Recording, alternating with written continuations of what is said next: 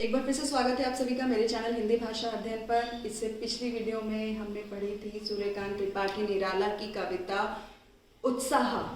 वो कक्षा 10वीं क्षितिज भाग 2 की कविता है और उसी में एक और कवि की जो कविता संकलित है वो है अट नहीं रही। कवि परिचय जो है हम उत्साह कविता में पढ़ चुके हैं, फिर भी एक बार शॉर्ट में ब्रीफिंग कर लेते हैं। कवि का जन्म जो है 1899 में हुआ। उनका जन्म बंगाल के महिषादल और जो भाषाओं का ज्ञान उन्होंने प्राप्त किया एक गरीब परिवार से थे, लेकिन इन्होंने स्व अध्ययन से जो भाषाएं सीखी वो भाषाएं थी संस्कृत, अंग्रेजी और बांग्ला। इनका जो देहांत है वो 1961 में हुआ। इनकी जो प्रमुख रचनाएं हैं उनमें है अनामिका, परिमल, कुकुरमुत्ता आदि इनकी प्रमुख रचनाएं हैं। और इस कविता की भी हम काव्यगत विशेषताओं की बात कर लेते हैं तो ये कविता भी उत्साह की तरह खड़ी बोली में रचित है। छंद जो है मुक्त है, किसी छंद में रचित नहीं है ये कविता। और ये कविता भी छायावाद की कविता है और छायावाद में आधुनिक काल की कविता है। अब हम आ जाते हैं अपनी कविता पर। देखिए, अट नहीं रही जो कविता है वो फागुन मास की कविता है। फागुन का महीना जिसमें होली आती है, आपने जो हिंदू कैलेंडर के हिसाब से जो पुराने महीने होते हैं, जो फागुन मास होता है वो सबसे आखिरी महीना होता है। जैसे जो अंग्रेजी कैलेंडर है उसमें आखिरी महीना दिसंबर होता है, इसी तरह से हिंदू कैलेंडर में जो आखिरी महीना होता है वो फागुन का होता है। और फागुन का महीना जो है वो वसंत का महीना भी माना जाता है। फागुन और चैत्र मास ये दोनों महीने जो हैं वो वसंत के माने जाते हैं। यानी कि हिंदू कैलेंडर के अनुसार जब हमारे साल का अंत होता है तो वो फागुन यानी वसंत से ही होता है, और जब शुरुआत होती है चैत्र मास वो भी वसंत से ही होता है। तो साल का अंत और शुरुआत दोनों ही वसंत के मौसम से माने जाते हैं। अब देखिए, हम वसंत का थोड़ा सा वर्णन कर लेते हैं। वसंत का मौसम कैसा होता है? वसंत से पहले जो है वो पतझड़ का मौसम रहा होता है।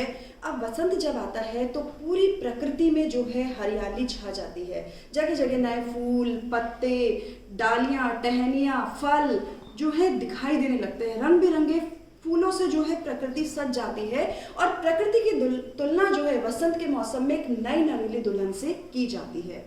अब जब उस प्राकृतिक सौंदर्य को जब कवि देखते हैं, क्योंकि सूर्यकांत त्रिपाठी निराला जी जो हैं उनका जो प्रिय विषय बादल के साथ साथ प्रकृति वर्णन भी रहा है। उन्होंने प्रकृति का भी बहुत वर्णन किया है अपनी कविताओं में। तो अब यहाँ पर उन्होंने फागुन की सुंदरता का वर्णन किया है, फागुन जिसमें वसंत का मौसम है। तो जब वो प्रकृति को देख रहे हैं, उस प्राकृतिक सौंदर्य को जब वो देख रहे हैं, निहार रहे हैं, तो उस समय का वर्णन इस कविता में किया जा रहा है। देखिए, अट नहीं रही का मतलब है अट मतलब दृष्टि ना हटना, नजर ना हटना।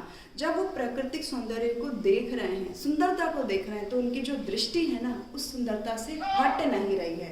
यहाँ पर अर्थ है इसका कि अट नहीं रही है, आभा फागुन की तन सट नहीं रही है। आभा फागुन की तन सट नहीं रही का मतलब है कि एक तो उनकी दृष्टि नहीं हट रही है उस सौंदर्य को देखकर, दूसरा आभा मतलब चमक या सौंदर्य कि आभा फागुन की तन सट नहीं रही है।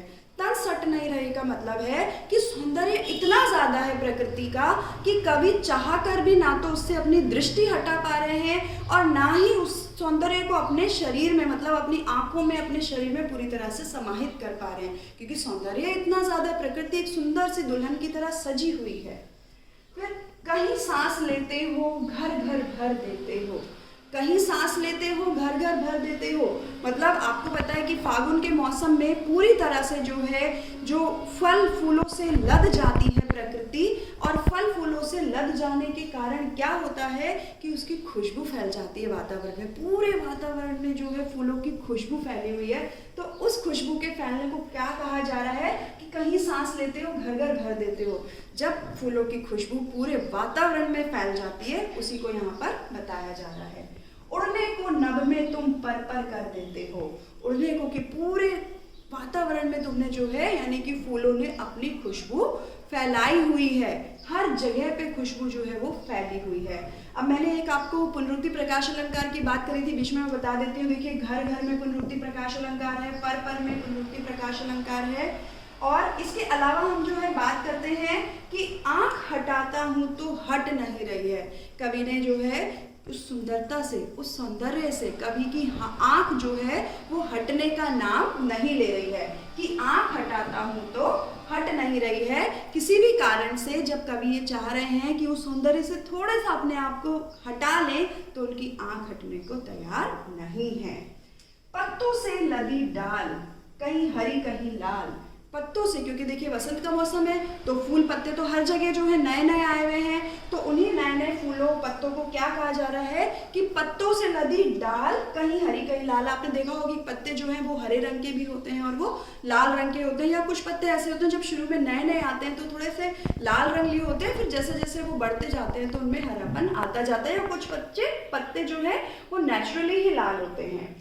अब मंद मंद कहीं पड़ी है उर्मे, मंद मंद मंद गंध पुष्पमाल।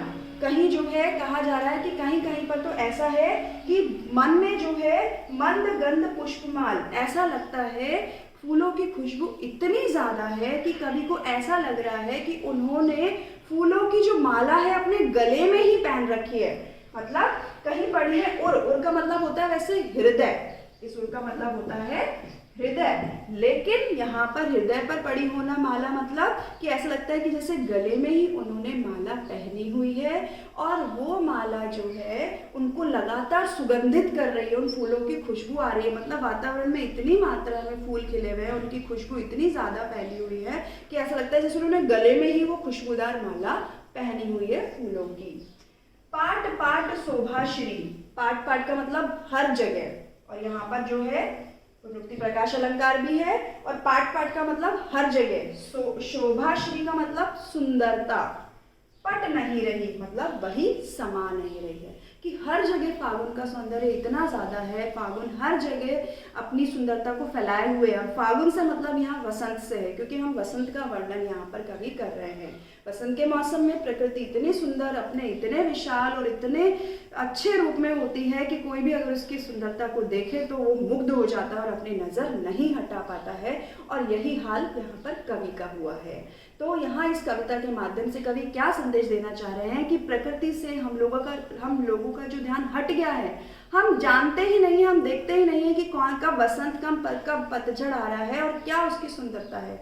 तो हमें वापस प्रकृति की ओर कवि ले जाना चाह रहे हैं कि हम भी देखें कि वसंत के मौसम की सुंदरता क्या है, और जब हमने वाकई में अगर उस सुंदरता को देखा तो हमारी दृष्टि भी कवि की तरह प्रकृति से नहीं हटेगी। आपको मेरी वीडियो पसंद आई हो तो लाइक ज़रूर करें, चैनल को सब्सक्राइब करें और वीडियो को अपने दोस्तों के साथ ज़्यादा से ज़्यादा शेयर करें, ताकि सभी को जो है ये कविता का जो सौंदर्य और जो भाव है वो समझ आ सके।